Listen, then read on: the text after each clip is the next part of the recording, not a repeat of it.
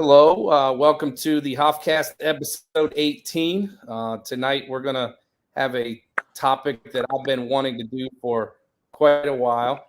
We're going to go over NAIA basketball, and hopefully we can educate some people on what that is. I know I get a lot of times someone's asking me, what is NAIA? And I figured nobody better to kind of go over that with us than a couple coaches in NAIA. We have Coach Brandon Bias from Rio Grande. And Sue, your name, I used to think your name was so intimidating, but it's really not. It is pronounced exactly the way it's spelled. So we got Sue Siljabek with us from Siena Heights. And can you guys just kind of go over, a little bit about your school to start with and some of your NAIA coaching experience? Yeah, sure. Go ahead, Brandon. Go ahead, Brandon. Okay. So I'm with the University of Rio Grande. We're located in southeastern Ohio, members of the River States Conference.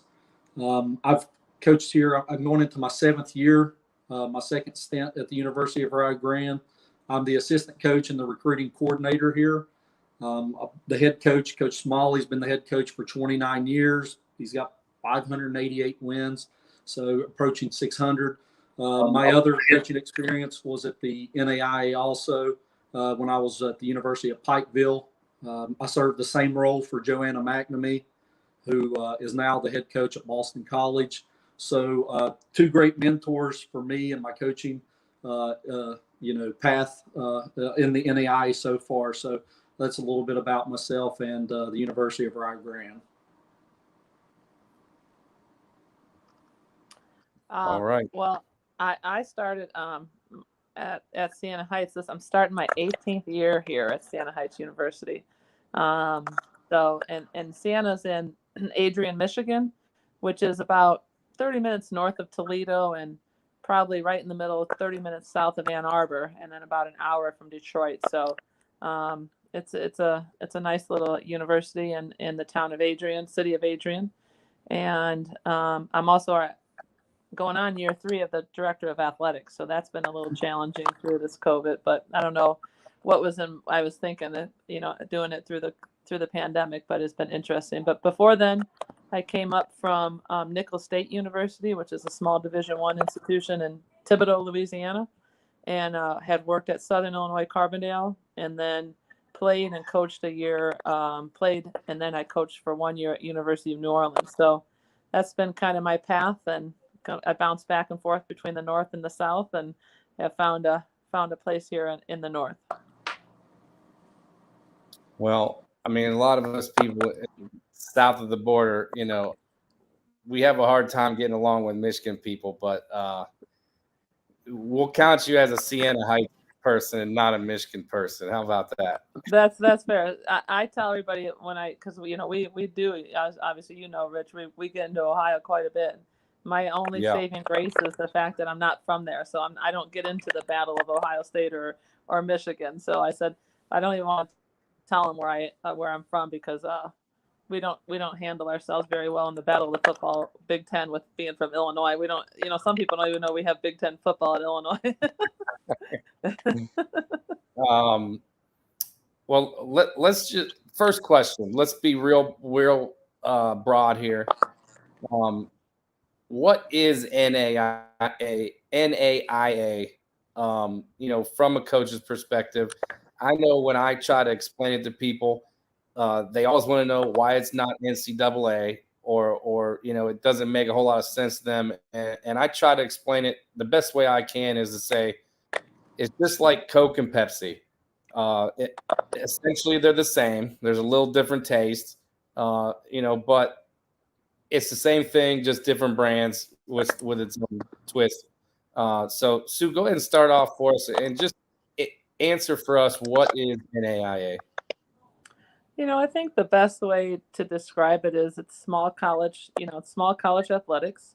I would say the majority of the institutions are private, some type of private institution, but it's very competitive. I think I know when I was at Nicholls State down in Louisiana, we played Xavier of New Orleans and Dillard, and I think that, that's probably why I'm up here at Siena. But I was an assistant there, but they actually beat us. They are very competitive at even against, and you can see, more and more people are tweeting out or messaging that, these NAI schools are either competing or potentially even beating some of the Division Ones in all the sports. I'm not saying consistently, but I guess that's the best way. Brandon, I don't know, you've been in it now for a few years, but that's probably the best way to describe it is it allows us to, there's some, private affiliation. Sometimes some of them have some religious affiliation with them. So it's just a little different perspective, and it really prides ourselves on the champions of character, and just, servant leadership, respect, and, some community service. And I think that's just a different angle that now you're starting to see the Ncaa kind of come into. Yeah, and I agree with that statement, and even the riches with the Coke and Pepsi. It's a whole different opportunity for some people. Maybe some people get an opportunity that got overlooked, or some people find their way back because they wanted to go to they wanted to chase that D1, and then they transferred back, and then they've even made the comments, wow, this is just as competitive as my practices. Maybe instead of a 6'2" post player, this 6-foot player is just as good as my 6'2" post player. She's just missing 2 extra inches to be at that D1 level. We give out scholarships, so you're going to be as good as you can recruit. Now, do all schools get funded the same? No, but I think that's even the same at the D2 level for the NCAA. Some schools are funded better than others, and you're going to be able to go out and get that talent and find those different avenues for them.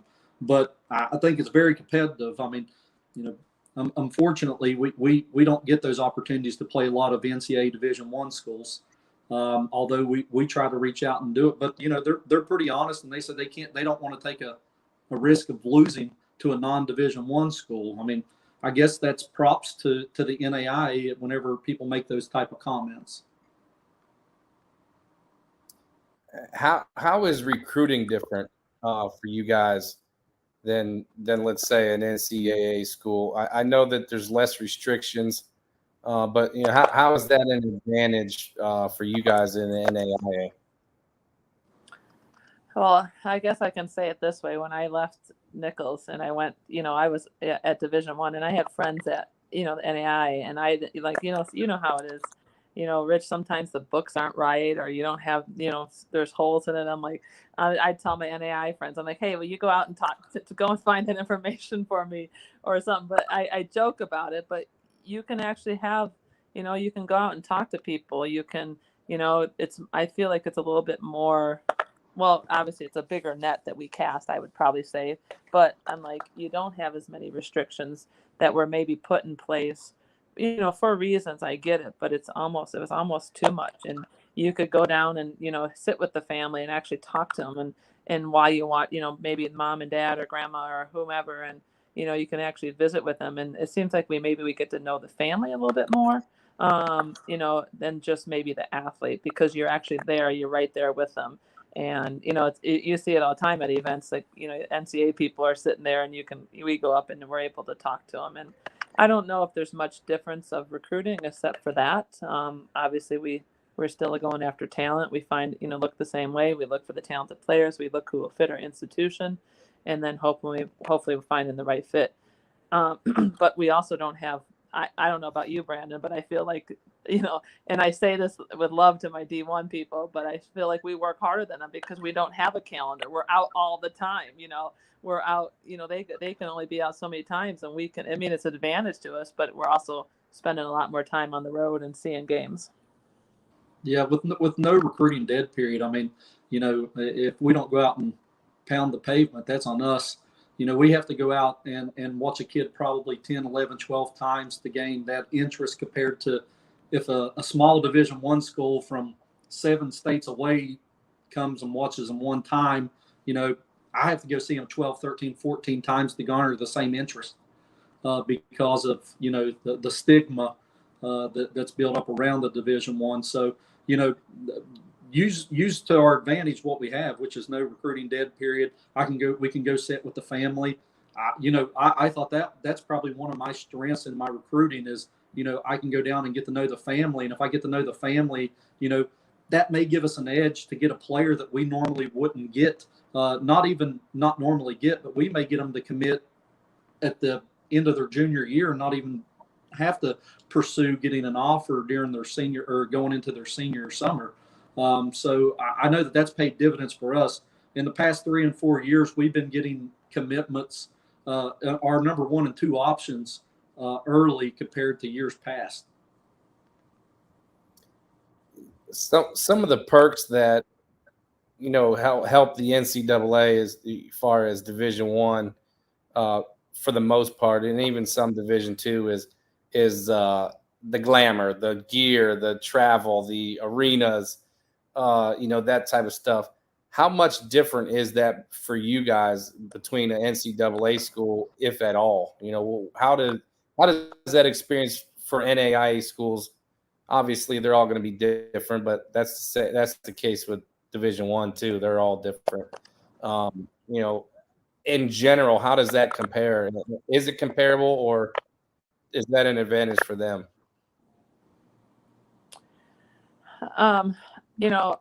Again, I've been at small Division I, if you will, and a somewhat mid-major in Carbondale in the Missouri Valley. And I can tell you that, there's no question, obviously, the arena, if you walk into an arena, it's pretty cool. There's some very nice arenas or gyms, if you will, that we've played in ourselves at NAIA level or small college. But you also can't beat sometimes that atmosphere because, 100 people in a big arena seems like one, where 100 people or say even 150 in one of, I don't know, Brandon, I've seen you guys on film, so I can't tell your whole facility, but I would guess it maybe be the same. But 150 people in our place, it feels like there's a little bit of a crowd. It gets going. So, but there's no, you can't, if you're after that student that's gonna, make a decision based on your arena, be that you want in your program, but everything else that we have to offer. And I was just talking to you before we jumped on. I mean, we're taking a trip to Hawaii. We've been to Puerto Rico. We've been on down to Florida. We've been to New York. We've been to Vegas. So we can do some of those things that I'll be honest, I couldn't do at some of the smaller schools just for budget constraints that now we can, do whether we fundraise it or not. So, and we do get the nice gear and, try to we're sponsored through Nike and stuff. So obviously not the whole, 20 shoes that they, whatever they have, we don't have multiple pairs, but. Yeah, same with us. I mean, maybe we're just on the same path. Maybe we can sell that all NAIA schools go to Hawaii and Puerto Rico because we've been to Hawaii and Puerto Rico in the last 4 years as well. We had plans before COVID of we were going to go to Arizona, play in a tournament, visit the Grand Canyon. We try to do one big trip a year. If not, I mean, our conference spans over 5 states, so they're going to get to go out and do those things.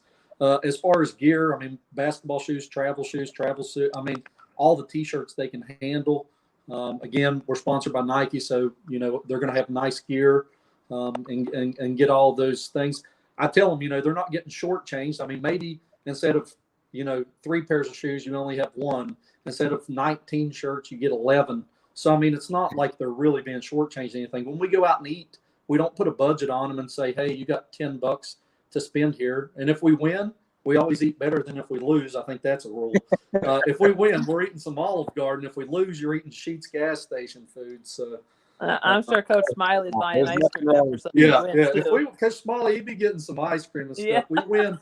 If we win, that guy's going to get them whatever they want. But if we lose, I'm not sitting near him on the bus. Mm-hmm. That's some serious motivation, but man, I love Sheetz. I'm not gonna lie. That's some good eating there, man. Well, I know a guy for you to hang around if we lose. How do you guys kind of in the recruiting when you're recruiting individual kids? How do you break through that stigma of people either not knowing what NAIA is or continuously comparing it to NCAA? Because there's probably a lot of AAU coaches and even high school coaches out there that have no idea either. And I'm sure most people's focus are on NCAA D1, D2. But how do you guys kind of break through that? You both get great basketball players. There's no doubt about it. So something's working. But how do you kind of approach that? I think it just starts with relationships, Rich. I think, we start talking to them and, making that relationship and understanding. And, after a few times, then, the right kids are going to be the ones that then will come to campus. And then once you get to campus, it's almost whatever that they think that stigma is seems to be erased because, they see our campuses. I'm assuming the same thing, but they see that, the people here, and it is, it's no different. It's just a different four letters, NCAA or NAI. I get, I do understand that, the different perspective, but the good news is we give athletic scholarships, and so I think that's also a huge advantage that, maybe NCAA Division III doesn't have. So that's always been, and then ultimately, I don't think for what my experience is, most parents, it will come down to the bottom line, and so if we're given the same amount of money or better packages, then that obviously then NCAA or NAI doesn't really make a difference at that point to them. Mm-hmm.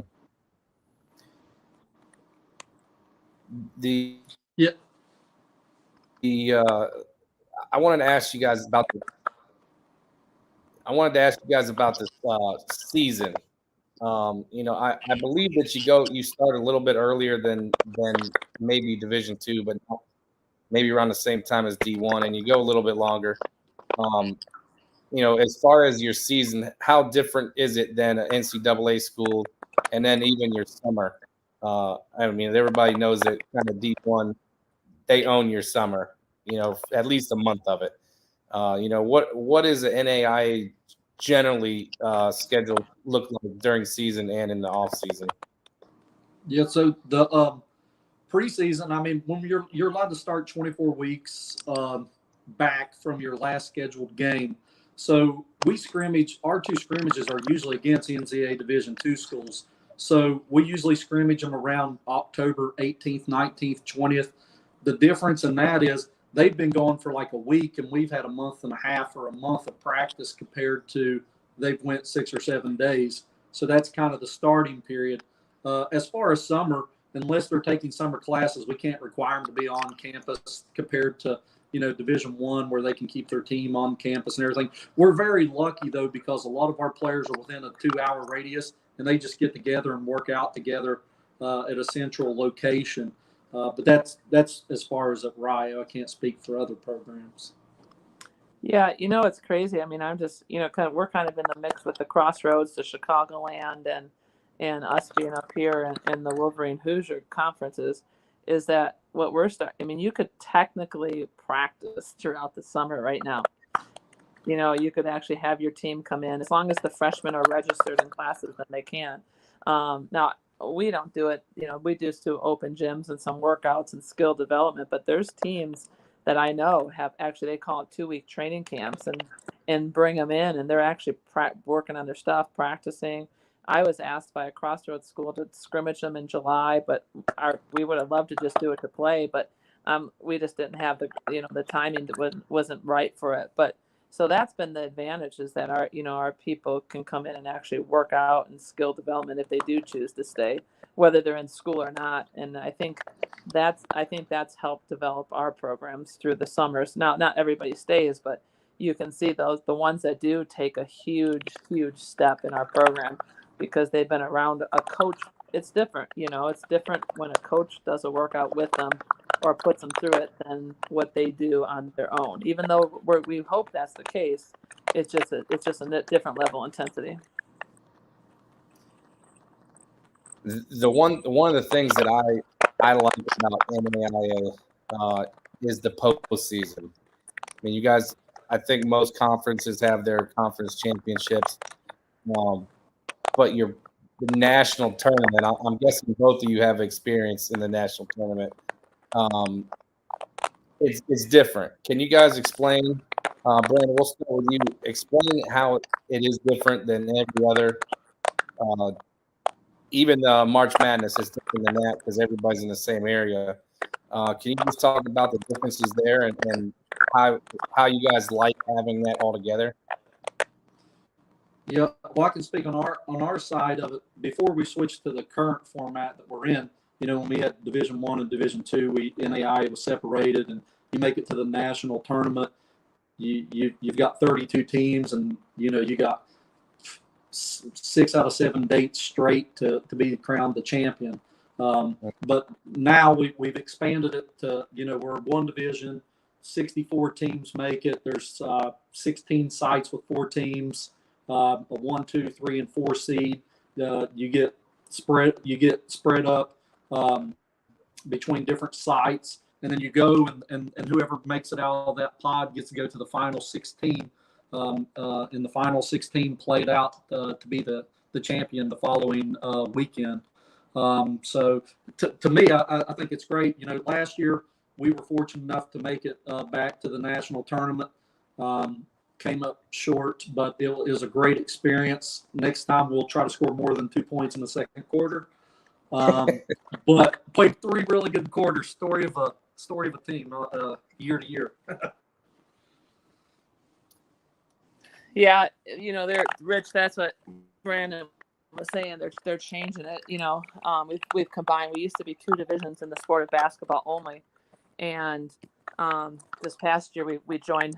All the teams and schools came into one division, and so it's going to that where we're doing a little bit more regional. But now what's cool is they're still going to bring 16 teams to one site, which is crazy. So it's not 6 or 7 days, but it's 16 teams, and it's really they do a really good job. It's really impressive of how the city of Sioux City actually hosts us, and really takes care of the group. And they actually, you almost feel if you have a perception to it, Division I like, because they really treat you like you're the show in town. Yeah, I agree with that. Last question for you guys. Most people don't realize that a lot of schools in Ohio used to be NAIA. I'm sure it may be the same way in Michigan, but I don't know that for sure. I know Walsh used to be NAIA. Malone used to be NAIA. A lot. There's a list of schools that used to be NAIA, but now they're Division II. You certainly can't answer for why every school made that jump, but most recently, Thomas More is now jumping into the GMAC. Is there any threat of that continuing and eventually there won't be a whole lot of NAIA schools, or is there any concern that it's just going to keep heading in that direction or no? I don't believe so. In our conference last year, we added 2 NCAA Division II schools to our conference. So, that was like they came to us to play, and, Thomas Moore's going to them. And I don't know that it's a hierarchy of, that they want to go. Maybe they felt that that's what fits them best in their criteria. I think that, people make their choices for whatever reason. You have to pay so much per sport, to be in Division II compared to the NAI, and whatever is best for their institution. I guess that's what they're making their clause for. But I don't think that puts any jeopardy into ours. That's my opinion. It's funny, because I sit on the administrative side of it as well. The NAI is always, looking for new schools to bring in and join, and people are leaving. And to be honest, people are coming back. People have left and come back. People have left and stayed. I think it's just the landscape. But I unfortunately, I don't know if it's unfortunate or not. I think time will tell here in the next couple of years, with what Division I does with are they gonna pull away and create their own, kind of their, that's been looming out there for what now, 10 years at least. Will the top 25 ever really just pull away and kind of create their own space and make their own money off the TV contracts? And that's why you really see so much changing at the NCAA is, students getting the stipend, cost of living stipend and stuff, because they know if they don't, they would have pulled out then. But I still always believe, just knowing the NAI, and I didn't know it growing up. I didn't even know what it was as a player until I started interviewing it. But I think there will always be a place for schools like us and ours and the NAI that are that small, a lot of private, but have a reason to join the NAI and what it stands for. And I think it's what's really good in college athletics. I'm not saying everybody else isn't, but I think it's a great division. You learn a lot from it just from playing, but being a part of it. And I do think the champions of characters makes all of our schools stand out. It's requirements that, the teams, they have to do so much community service and different things for it. And I think it really represents small college athletics very well. I think Brandon's out on the road doing some of that stuff right now, right? Up in Toledo. Yeah, trying to. You're in Toledo, Brandon? I want to give you guys a chance. He's a road warrior this week. What are you working? Are you working the golf tournament or what? No, I'm up here. I also the fun duties of being a small college. You have a second job duty at the school, so I'm helping the admissions department. So attending an articulation at Toledo today. I was at Lorain Community College earlier today, and then I'll be in Columbus later this week. Yeah, you're only about 30 minutes from us. Before you guys go, because I'm staying, I wanted to give you guys an opportunity to, if there's anything that I didn't ask about that you really think is important to know, whether it's these kids or their parents, or, just in general, anything that you wanted to say on the whole topic, I want to make sure that I give you guys that opportunity, because I certainly don't know everything. I asked some questions that I thought were common things that I hear. So I just want to give you guys the floor, just to any last comments on NAIA in general. I think, Rich, that, I really don't think it's, and like I said, I'll be honest, I tell my recruits this, my intentions of coming to Siena Heights were to spend a few years here and move back to Division I. And I'll tell you, I played it, I coached it, and I now have fallen in love with, obviously, Siena Heights University, but the level, because it just allows that student to be a little bit more than just an athlete, but I guess my advice to, if anybody's watching this or listening, it shouldn't matter the brand or the name on the shirt or even the school, but when you're searching for that institution, you need to find a place that that fits you and what you want to stand for, and one that's really concerned about the culture of the program, and really wants to create an experience that they'll remember, that athlete will remember for the rest of their life. I love going to, I've been here long enough now, my former players' weddings or baby showers now, or just different things. And I think if you can find a home like that, and like ours, and very much so like Coach, down at Ryle, if you can find a program like that, you're going to be happy and you're going to remember those times for the rest of your lives.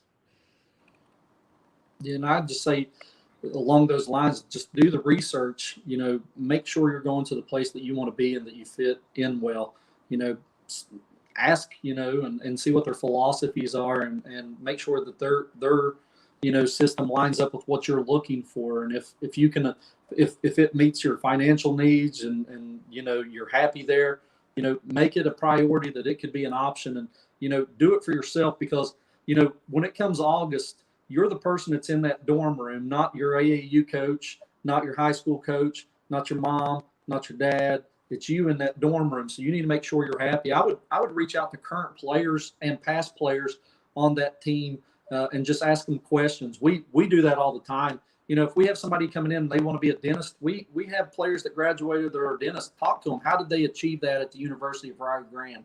And it just like Coach said, I truly love the University of Rio Grande, and it's also at this level, I feel it's more stable for coaches as well, because you for the most part you don't have to worry about your coach being gone in your 4-year tenure.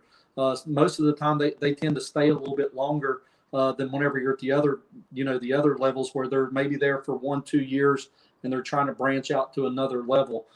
So I'll just seriously take a chance at reviewing and looking into a NAIA school and giving it a fair chance. All right, guys. I definitely want to thank you guys for your time. Like I said, this is something I've wanted to do. I'm glad we finally got it straightened out and got on live here. So I'll see you both on Sunday. At least Brandon. I know Sue, your staff will be here, but I don't know exactly who, because all your staff travels well. So I look forward to seeing you guys and your coaches on Sunday. And again, thank you for your time. All right. Yep, Thanks for having us. Thank you. Yep. Bye. All right. We are going to, like I mentioned before, we're going to get NAIA out of several different perspectives. Now we're going to move on to Coach Pam Oswald, who has Division II coaching experience, and that's why I wanted to definitely get you on here, Pam. And you're a Northeast Ohio lady, so I'm always biased to those. So thanks for coming on, and sure thing. You're down at Kaiser University in Florida, so you're probably doing a whole lot better than we are in Ohio. Come on now. It's not that bad right now there, right? It's actually, no, it's been pretty nice. Well, it rained a lot last week, but it probably rained there too. There was a big tropical storm, so I think everybody got it. Yeah. But yeah, I want to dig into kind of the comparison aspect of this, where you do have Division II experience, so you can kind of compare and contrast. But first of all, just give us a little bit of background on Kaiser and your coaching experience, and whatever you want us to know about yourself. Sure. I mean, this is going to start my 7th season now at Kaiser. So it seems crazy to be able to say that 7 years, but we're in West Palm Beach, Florida. Definitely a nice place to be. We're about 10, 15 minutes from the beach. Campus is an amazing campus and things. I think one thing that's great about it, Kaiser, is the fact that as an athletic department, it's not just 1 or 2 or just a handful of programs that are successful. Top to bottom, there is success year in and year out. Conference championships, national tournament this past season. We had 3 teams win national championships. So it's definitely a place where, if a student athlete wants to come and have that athletic feel and know that those around them have that same mindset, no matter what sport they play, then this is definitely the place for somebody like that. I was blessed. I started out coaching back at my roots, Berlin Highland. So, coached with Dave Slaybaugh and got my start there and learned from him, and then went to mid-major. Say that again? At least one state title, right? Yep. Won a state title there. Got to coach with Cousy. So, that's always, a good thing. Mm-hmm. And then went from Highland to mid-major Kent State for 3 years. Got to learn from, Bob Lindsay, Lori Bodnar, and things like that level. And then had an opportunity for 3 years at the D2 level to be an assistant coach at Wheeling Jesuit University with Joe Key. And a great opportunity to work with somebody kind of like almost I want to say like a co-head coach. He gave me a lot of opportunity to do a lot of different things that as an assistant, I don't think a lot get to do, which I think in the end really prepared me when I went to Tiffin University for 8 years and was there. And, part of the GLIAC, they had made that transition into the GLIAC at that point. And then down here at Kaiser University in Florida. So my biggest move by far has been the trip to Florida. So, yeah. But well worth it. Yes. It is kind of crazy that it's been 7 years. I mean, that. I didn't really think about it till I said it out loud. And I'm like, this is year 7. Like, wow. Yeah. So you have 11 years of D2 experience. And for the most part, I know there's some really elite NAIA schools that are probably comparable to Division I. And there's probably a lot of bad ones that are comparable, at the lower levels. But I would say in the grand scheme of things, the most common comparison would be Division II and NAIA. Now, when you made that transition after 11 years of D2 to NAIA, what were some of the differences that you noticed? And it probably didn't take long. Right. But what were some of those differences as a coach? Well, I mean, obviously, I know Sue and Brandon had kind of touched on, but the things with recruiting and being able to do a lot more and get to be able to talk to the student athlete, to get to be able to talk to their parents. When you're out recruiting on the road, it's just like Sue said, the book's not right. You can go talk to people. It's actually building that relationship up close instead of from a distance. The part that I love, the whole reason why I absolutely loved coaching in the first place was being able to work with your players on the court. And so for us, we have 24 weeks where we can work with our players with the basketball. So we decide when that's going to start. Obviously it's documented by our compliance director and things like that. But I love being on the court. And, I know with like Division II, NCAA, you have X amount of hours per week that you can work with your athletes with the basketball. And then throughout the season, it gets to be more hours. But to be able to practice, work out with our players, kid wants to come in, hey, can I get some extra shots in? Can we work on this? Can we watch more film? As long as we're in our 24 weeks, we don't have any daily, hourly restrictions. And, that's not to say, obviously for us, we still kind of, we hold true to as much as we can. Sundays are our days off because that gives them a day off from basketball, a day off from in class. And, obviously if we have a game on a Monday, it's a little bit different, but but then a lot of things that were similar to me was just in some regards, the budget, in some regards, I mean, definitely the gear where we're an Under Armour school, the way that we travel, things of that nature, so, I see it very, with the scholarships that are being able to be given, very comparable to Division II by far. Mm-hmm. And you guys, obviously being from Florida, a lot of schools are trying to play in Florida or Hawaii or Puerto Rico, like Right. Sue and Brett talked about. But I know you guys came up here to play. And I remember specifically at least once that you were up here, you played Ohio Dominican, and I think you played somebody else. Mount Vernon Nazarene and Ohio Christian. And, what do you guys do for like your vacation trips, because you already live in paradise. Right.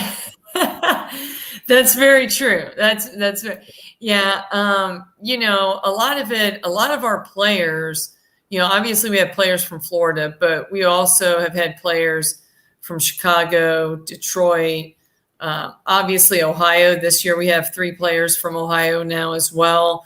We have players from Georgia, North Carolina, it could be Massachusetts, Pennsylvania. So part of it is to be able to give them an opportunity, like one time in their 4 years, be able to go back home so people can see them play up close. So that time when we made the trip to Ohio, we had 3 players from Ohio and myself. And so that way, and also we took an opportunity when we did that Ohio Dominican game, we did it at Berlin Highland, because then it gave the players an opportunity to see where I'm from and to see what Amish country is like and things like that, which was a totally different experience for them. But we've done San Antonio and things, the teams to be able to play. I think, one thing that's different when you talk D1 to even like D2, but Ncaa, is the fact that on those trips, you're actually there. You stay there a little bit longer. You get to enjoy a little bit more and see a little bit more of like the culture. And I think that's part of the experience of Ncaa is you're trying to give your players the total experience. I think, a player comes to your school first and foremost for that education, for that major that they want to go into. And then also, the basketball is the right fit, the coaches, the players, the philosophy, all of those things, and feel like they can be successful and they have an opportunity to become more successful. And then I think it's just the experience overall of what all you're going to experience. I know for us, our school, if you saw the middle of campus, Rich, there is, gosh, I can't even think right now off the top of my head how many different flags. Each flag represents, at least we have one student from that country. And so, what I've found to be really educational, even for me, is just the fact of all of our international students. On our team right now, we have 5 international students. So, those players bring, Portugal, Argentina, Sweden, Canada, and Serbia. So we're all learning all different facets of life all right here at the same time. And so, it kind of makes it where you're getting a lot more than just what you get in the classroom. And I know some coaches are going to be like, what the heck, man, because they're only a couple hours from me and I've never been on their campus. But right. I have been on Kaiser a couple years ago for the Christmas of tournament down there. And you really do have a beautiful campus, not only just because of the location, but they do take very good care of your campus. And your facilities are really nice. So I can say that I have been there and seen it. So that's true. That is a nice perk for you guys being down there in West Palm Beach. I'm guessing you probably still have some events like that down there. Maybe not as big, maybe bigger. I'm not sure, but it gives you guys an opportunity. Like the year I was down there, there were 8 Division I schools down there playing, and then you had 2 or 3 other NAIA schools that you were playing. Right. Is that something that you guys continue to do, or obviously there's a lot of people that want to come to Florida to play. Right. And that's a great thing. Even looking at our schedule this season, I mean, for us personally, we've got Thanksgiving, Classic. We've got the West Palm Beach Invitational. We've got a New Year's Classic, because obviously everybody from the north wants to come to the south. So it's great having home games. And then again, with the West Palm Invite, we've got 10 D1s coming in, working with Destination Basketball, that those will be getting released here soon, the schedule. And, that's part of kind of like a fundraiser for us, because we work that event. So when talking about trips that we do make, we make sure that we fundraise to offset some of those, especially if we're having to fly or do anything like that. But I mean, it's definitely a nice thing to be able to have teams come down and have that type of atmosphere, there in our gym. Now, with Sue and Brandon, we talked some about recruiting. There's certainly some perks to being NAIA as opposed to NCAA. And then there's also the lack of knowledge about NAIA, not being sure what it is. Did you find that when you switched from D2 to NAIA, did it become easier to recruit, or was it a little bit more challenging with the people, the lack of knowledge about NAIA? I'd say, I mean, it was a little bit of both because I think a lot of times when things get listed on events or on websites, it'll say, NCAA D1, D2, D3, NAIA. So then they basically automatically just think, well, there's no scholarships or there's not. And so it's getting parents and athletes to be able to understand, okay, this is what we do. We even started, it was kind of ironic last year before the pandemic got kicked into gear. We had already put together a video. I had told my assistant, Reed Walling, I was like, we need to be able to get something to recruits' hands that's a little bit more geared towards just women's basketball and like to show campus and to show different things like that. So that way then they kind of understand the facilities, the gear, the locker room, all those types of things.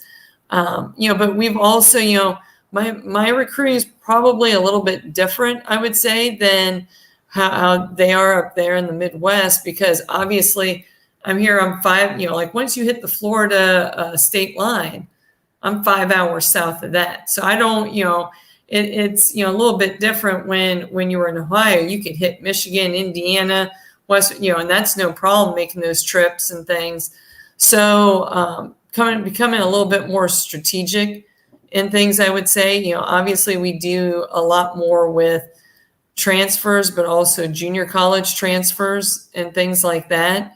And so those kids probably know a little bit better about NAIA, but I feel like it's getting better that kids and parents are a little bit more educated, or else they know somebody who's gone the NAIA route, and to kind of understand, okay, this isn't something where like we don't have a lot of money or they don't, dress good or any of those types of things.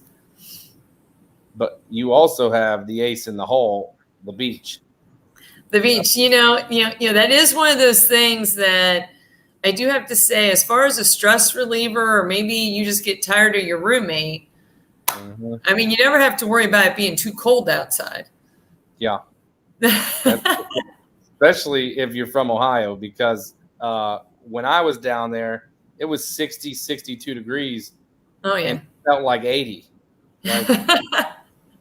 I do have to admit, though, Rich, I've kind of become a little bit of Floridian, because when it gets there, I'm like, ooh, it's a little chilly. I say chilly. True Floridians will say it's freezing outside, and I'm like, I'm never giving in to that. Well, I mean, it was bound to happen. Right. The one thing I know, I mean, I had in our team huddle program, we've had 2 kids playing Florida. Taylor Jones is the second one who's going to be playing for you. When she went on the visit, she texted me and said it was amazing and she really wants to play there. My first kid, Danny Norquist, played at West Florida, and she had an offer from Ashland, and that was, I want to say, it was the year after they won the national championship. Everybody wants to go to Ashland, and she went down to West Florida, who is, a good program, but they're not on the Ashland's level. That was all. That was it. All it took was a visit down to the beach, and she spent 4 years down there, and she had a very, very great career. So that beach is a recruiting advantage. There was no doubt about it. Well, and it's funny. I never really thought about, because my second year we came up. Actually, we played at Siena at Thanksgiving Classic, and we're up around Detroit. And some of my players who were Floridians were like, Coach, when are we going to see the sun again?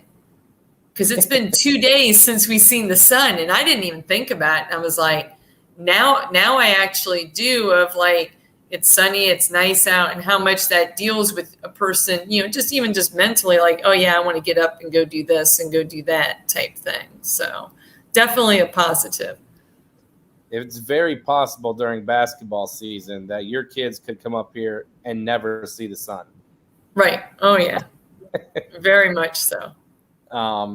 I wanted to ask you, I mean, we have Rachel Boyer coming on after you. She's a player at Ohio Christian.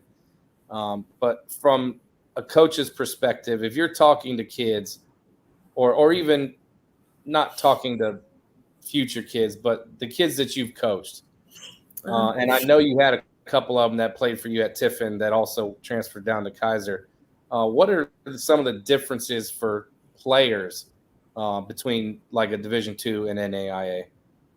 Well, I mean, I think a lot of times, you know, it could just be the experience. You know, I think sometimes recruits have to be really, really honest with what they're looking for. And I think anymore, everyone gets caught up in what level it is, you know, do they go here or do they go there, or what they're being told. And I think really what a recruit needs to do is stay true to themselves. Because just like Brandon said, you're the one that's going to be going to class, living in that dorm room, practicing in that gym, traveling, and doing all those types of things. And so I think sometimes, you know, some players think, well, you know, like I want to stay close to home, and staying close to home is not a bad thing at all. You know, I think for a couple of our players that had transferred down, you know, it was the fact of from an experience that they were ready to go somewhere further away type thing, you know, or just that experience. I mean, you know, it's definitely about relationships. It's definitely about making an impact with players and things like that. And so, you know, I think that was even bigger because, you know, we ended up having two players, the Patton sisters, who, you know, the older one had played for me when I was at Tiffin and transferred down here to play. And then her sister had come down here. And so, you know, I think for them, it was obviously different when everything starts so much earlier. I mean, so for us, we'll start practice the last week of September here. Our first games are the last week in October. So, you know, for Division II, you know, you're not starting until October 15th and then playing games like in November. So that part was different. So it's kind of juggling the whole fact of season's a lot longer and making sure too to give players, you know, breaks and things. But I think those were things that our players definitely enjoyed, and just the camaraderie type thing was what for our kids who had come down were. Yeah.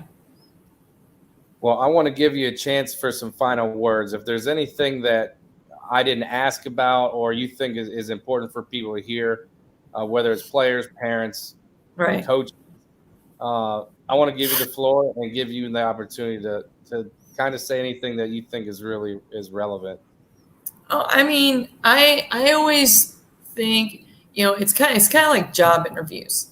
You know, at some point for recruits, they're going to be those adults making those really hard decisions, whether it's job interviews, whether it's buying something, and you know, you're the one having to make that decision. And so I can't say enough about, as much as what somebody's recruiting you, make sure that you're finding all the information out about them. You know, I always like to, like when recruits come to campus, I want them to spend time with our players. I want them, because players are going to tell you the good, the bad, and the ugly, you know, and I want players to know that, you know, because I've always said this. I can remember the first time I ever said this. My assistants looked at me like I had like 4 heads, but it's true. You know, recruiting is like dating. Everybody goes into it and everyone's so nice and everybody's this and that and everything. And then once you commit and then you get there, then it's like, wait a minute. This isn't what, you know, she's yelling about this or this. And it's like, I want our recruits to have the absolute, as much as they can, the full picture of what it's like, you know? And so, you know, for us, our players are taking our recruits around, being able to talk to them. We sit down. I always love when recruits come in and they have questions, you know, and want to know. And there's no such thing as a dumb question, because to me, you know, I've been doing this now going on almost 20 years.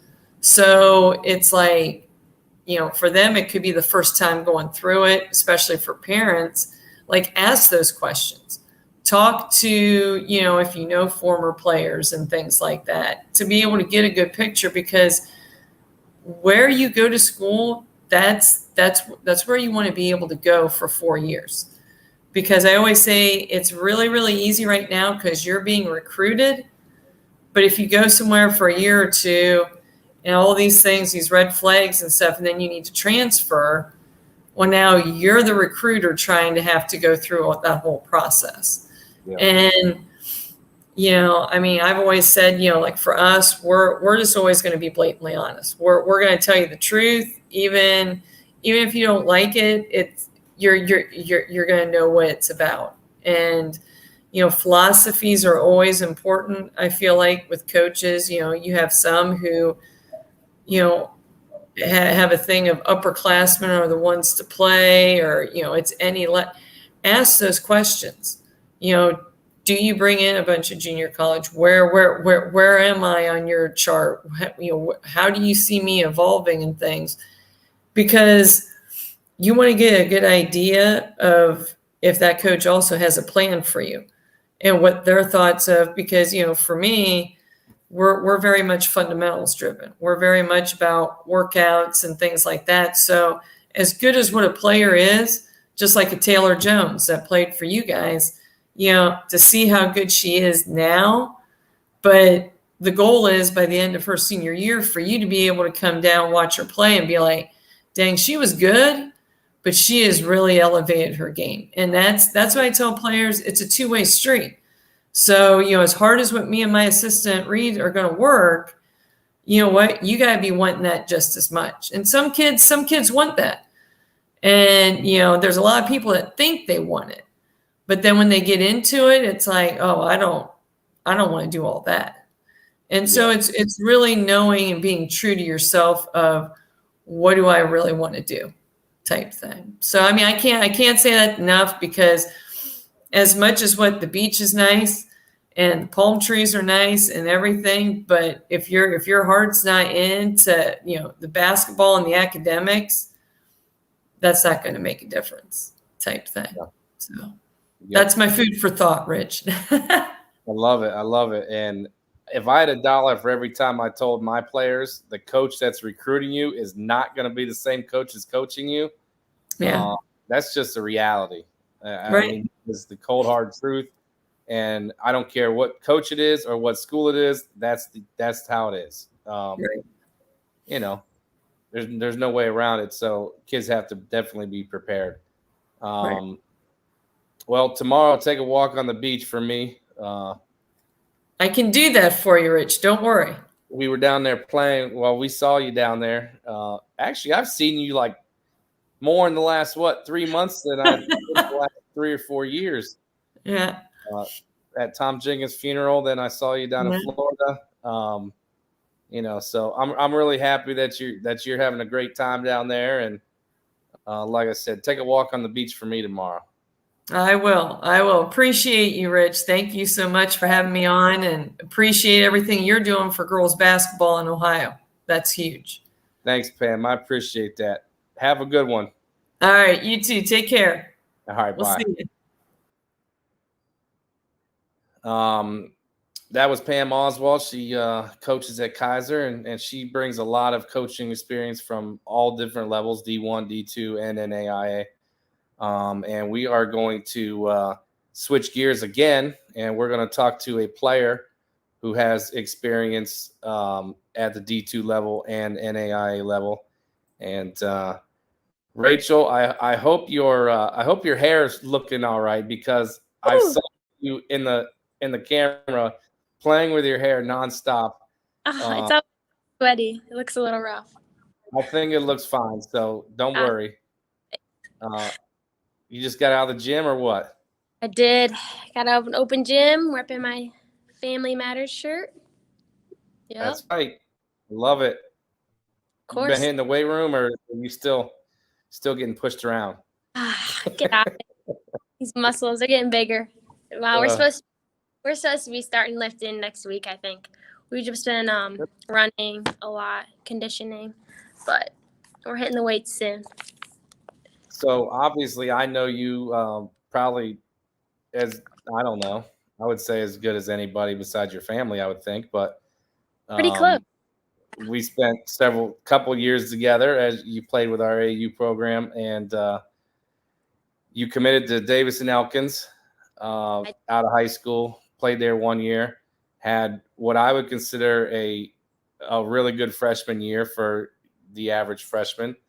And then you transferred to Ohio Christian. So I guess the first question I have for you, we got to get some real information out here because we can't be best friends on the camera. We need to get some information out for people. Go, Tommy. What are some of the differences between Division II and NAIA from your experience after playing a year at each? Yeah. So, I mean, basketball-wise, I wouldn't say it's like a huge difference. Playing both, I would say the biggest thing would be D2. The girls are just a lot bigger. They're a lot stronger, I think, than I faced in NAIA. I wouldn't say – I know the coach before talked about how the season's a lot longer for NAIA. Like we're going to start scrimmaging the middle of October. And I know at D&E we didn't start scrimmaging until at least the end of October. So the season's definitely a lot longer. It starts soon, right when you get here. You start. That's pretty much the biggest difference, I would say, is just – I think between every level. The skill-wise, I would say it's pretty much the same. It's just the girls are a lot bigger and they're stronger. I think there's a difference between D1, D2, and NAIA, and even D3. So, yeah, that's what I would say. Now, I didn't bring this up to Brandon, but he was recruiting you in high school, and he chose not to go there. Yeah. Can you remember back to that time when you were a junior and senior in high school? How much did you know about NAIA? Obviously, Rio was recruiting you, so you may have learned more right as the process went on. But when it was still fresh to you, how much did you know about NAIA? Did you approach it like most kids are and be like, "Hey, what does this mean?" Right. What was your experience? No, for sure. Other than talking to Rio and Ohio Christian, obviously, I didn't know a lot about it. I knew a lot more about D2 and D1, D3. You don't hear a lot about NAIA. I didn't even know if I could get a scholarship if I went there. I knew they were mostly like smaller schools, but I didn't really know a lot about it. How much did it play into your decision that you wanted to play NCAA Division II? I know that's something that we had talked about and that it had been a goal of yours. How much did it play? And you can be honest to me. Obviously, you're in NAIA now, so it don't even really matter. But how much did the perception of NCAA and NAIA play into your decision when you decided to commit? I would say a lot. I think a lot of people downplay NAIA and don't take it as serious as I think it is. Even when I talked about the skill level, like I don't think it's that big of a difference. And I've been playing, like I've played both, so I think it's not that big of a difference. And everyone talks about D2, NCAA, and nobody talks about NAIA, So when I got an offer, I was getting offers from NCAA. I didn't even think about NAIA because of everything I hear. I knew I could get a big scholarship if I went NCAA. I knew it was big-time basketball. So I just kind of didn't even think about the NAIAs, and I went right to all the NCAAs, which I wish I would have spent more time researching and giving NAIA more of my time, but I'm glad I ended up here anyway, so it worked out. Now, when you decided that you were going to leave D&E, I can still remember some of our conversations. They weren't exactly the most fun conversations we've ever had. No. But, you ended up deciding on Ohio Christian, who did offer you out of high school. What played into your decision to make that jump while you were going through the transfer process? Sure. So, it's not an easy decision. It was not easy at all. D&E, I really liked the people there. I had a really good roommate. I really liked the team. My coach at D&E actually left, so it was really the decision is, do I go with a new coach who doesn't know my game, never seen me play, or do I maybe go somewhere that's even closer to home, more in the city, kind of more my style. D&E was a little in the mountains, but I was like, do I go with this coach that has never seen me play, or do I go with this coach at Ohio Christian who Brenda, our previous coach, had recruited me out of high school, so she liked me, she knew my game. I knew she wanted me from the get-go. She always saw something in me. I knew she saw me in their program. OCU was getting rid of 2 big seniors at the time, so I knew I had a spot there. I could make an impact. I could be a lead role here. So I just decided it was the best for me to come here. And like I said, I'm happy that I did make that decision. I'm not going to keep you much longer because I'm guessing you have some studying, some homework to do. Yeah. But from a player's standpoint, you've been through the process. You kind of, we just talked about kind of how you viewed it and the decision you made, and then you changed into NAIA school. What would you tell other kids, juniors, seniors in high school that are being recruited by a variety of NCAA and NAIA schools? Yeah. So I would say don't make the mistake I did. Don't just go with the school because it's NCAA. Don't go with the school because it's D2. I would say give NAIA a chance. I think sometimes NAIA might be the better fit for you. I think you need to do your research. Really be careful in your decision. Make sure it's the right fit for you. You have to look at all aspects of a college. Don't just go to a college because of a coach. Don't just go because your friend goes there. You really have to look at all areas and take your time. It's stressful, but like I said, everything works out. I would just really say do your research and think about it. Talk to your family. Just take your time and trust your gut, I would say. I would go through a list of things and have you compare them and say who's better, but I don't want Coach Strickland to get mad at you. But so you guys have you started practice already or? No, so we start September 20th is our first practice. We've just been having open gyms and conditioning. So you guys pretty much will be scrimmaging before D2 even has practice, since they have to wait till October 15th. Yep. Our first scrimmage is actually, I think, the 15th, 16th, around there. Well, I also know you have a big day tomorrow. Nothing special. Should I sing happy birthday to you on live or? No, I'll start blushing. What I am going to do is I'm going to celebrate. I got some peanut butter brownie ice cream in the freezer. There you go. I'm going to celebrate your birthday and eat some ice cream for myself. And Brooke's getting married soon, right? Yes, on Saturday. Saturday. So obviously, we'll be home. Yep. That'll be a nice weekend away before you have to start practice the following weekend. Yep. So, hey, thank you for your time. I mean, we could BS on here probably for the next hour, but we're going to save everybody that. But I appreciate your input. It is valuable to have a player's input on, for sure, especially a player who's played at both levels. So everybody, just keep an eye on Rachel this year. She's playing at Ohio Christian, and if she doesn't get All-American this year, I'm going to be disappointed.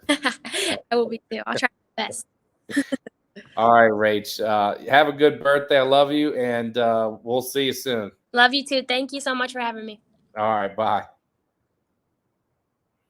There it is. We had a whole episode of NAIA. We talked to several different coaches. Talked to Rachel Boyard, who's a current player at Ohio Christian.